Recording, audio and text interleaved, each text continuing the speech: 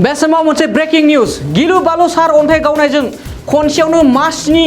मोसौ बिमानि जिउ खहा बाक्सानि लोखि बाजाराव सार अन्थाइ गावनायजों मासनि मोसौ थैदों बाक्सा लोखि बाजाराव सार अन्थाइ गावनायजों नबिन बसुमतारी मुंनि सासे गंसे नखरनिनो मासनि मोसौआ थैदों मिथिनो मोननाय बायदिब्ला नबिन बसुमतारीया बाक्सा जिल्ला हायुङारि मानास हाग्रामानि साखाथिनि राङापानियाव मोसौ फालो फिसिनानै जिउ खुंदोंमोन नाथाय हरखाबै सार अन्थाइ गावनायजों मासनि मोसौआ थैयो मख'नो गोनांदि मोसौ फिसिनानै जिउ खुंनायनि मोनसेल' राहामोन मोसौ गायफोरनि थैनाय जाथाय थासारिखौ सोमोनांथावसिन खालामदों পশুজন কেইটা মৰিল আপোনালোকৰ হাতুটা মৰিছে কেনেকৈ মৰিল ৰাতি বজ্ৰপাত পৰি মৰিছে বোলে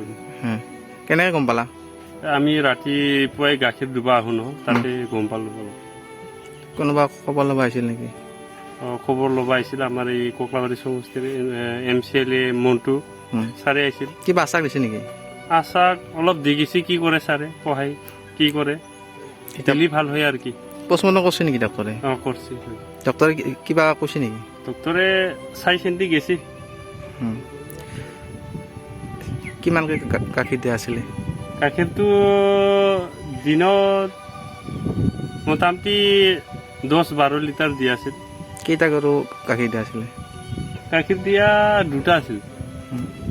কেইটামান চানা আছিলে তাৰপিছত আৰু এই কি বুলি কয় কালি নে কি বুলি কয় সি আছিল কেইটামান সেইকেইটা মৰিল আৰু কি এই ঠাইখনৰ নাম কি ঠাইখিনিৰ নাম 2 নং কক্লাবাৰী গুৰুমাৰা লাটত পৰে নেকি এইখিনি नोंथाङा सरखारि साख्रि नागिरदोंना नोंथांनि थाखाय मोनसे गोजोनथाव खौरां नोंथांनि थाखाय दं एडुकेट पॉइंट जेराव नोंथाङा सोलोंथाइ लानायनि गेजेरजों सरखारि साख्रिनि गुबुन गुबुन रोखोमनि गोब्राब आनजादफोरखौ उथ्रिसारनो हागोन